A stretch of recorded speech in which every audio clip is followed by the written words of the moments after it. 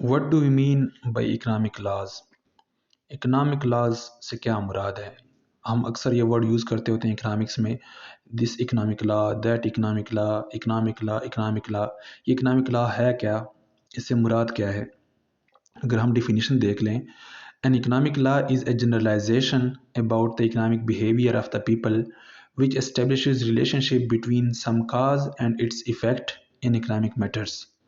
Generalisation को उर्दू में हम कहते हैं अमूमियत या आम तौर पर, यानी इकनॉमिक मैटर्स में, इकनॉमिक मामलात में आम तौर पर लोगों का क्या बिहेवियर होता है अगर कुछ काज हो जाए, कुछ इकनॉमिक काज हो जाए, मतलब कोई इकनॉमिक एक्टिविटी हो, कोई इकनॉमिक फेनामिनन हो और उसके जवाब में, उसके रिज़ल्ट में या इन इफ़ेक्ट ऑफ दैट काज इन आम तौर पर लोगों का क्या बिहेवियर होता है, उस बिहेवियर को हम इकनॉमिक लॉ में, इकनॉमिक लॉ के ज़रिए एक्सप्लेन करते हैं या बयान करते हैं। तो ये शॉर्ट सी उर्दू में अगर मैं एक्सप्लेनेशन कहूँ इस डेफिनेशन की, आगे मज़ीद एक्सप्लेनेशन एग्जाम्पल से आपको समझ आ जाएगी कि लेट सपोज़ हम किसी मार्केट में गए, लेट सपोज़ वेजिटेबल मार्केट में गए, वहाँ पे टमाटर हम परचेज़ कर रहे थे और लेट सपोज़ टमाटर की प्राइस बहुत ज़्यादा हाई थी, तो क्या होगा, इस रिज़ल्ट क्या होगा कि मैं कम, या हम लेट सपोज़ 4-5 बंदे गए हैं, तो आम तौर पर हम 4-5 जो दोस्त थे, अमूमी हमारा बिहेवियर ये था कि हम कम परचेज़ कर रहे थे टमाटर। किसी और दिन गए तो टमाटर की प्राइस कम थी, तो हम उस दिन टमाटर ज़्यादा परचेज़ करके आ गए। फिर किसी और दिन हम गए तो अगेन देखा कि टमाटर की प्राइस फिर ज़्यादा थी, तो फिर तब हमने दोबारा से टमाटर की जो परचेजिंग जो थी वो वापस कम कर दी।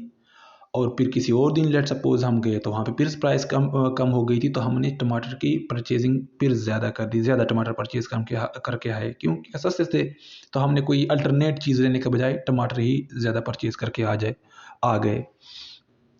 तो इससे एक बात सामने आई, वो क्या कि आम तौर पर जब कोई चीज़, या वेजिटेबल की हम बात करें कि वेजिटेबल या कोई भी चीज़ सस्ती होती है, तो लोग आम तौर पर या ज़्यादातर लोग उस चीज़ की परचेजिंग ज़्यादा करते हैं, और अगर कीमत कम हो और अगर कीमत ज़्यादा हो तो परचेजिंग उस चीज़ की कम करते हैं। तो इससे एक बात एस्टेब्लिश हो गई, और वो ये कि जब प्राइस किसी प्रोडक्ट की इंक्रीज़ होती है, किसी गुड की इंक्रीज़ होती है, तो उसकी डिमांड डिक्रीज़ हो जाती है, और अगर प्राइस डिक्रीज़ हो जाए या कम हो, तो उसकी डिमांड जो है वो क्या होती है, इंक्रीज़ होती है। ये बात एस्टेब्लिश हो गई। अब इस एस्टेब्लिश्ड बात को हम क्या कहेंगे, लॉ, कोई इकनॉमिक लॉ।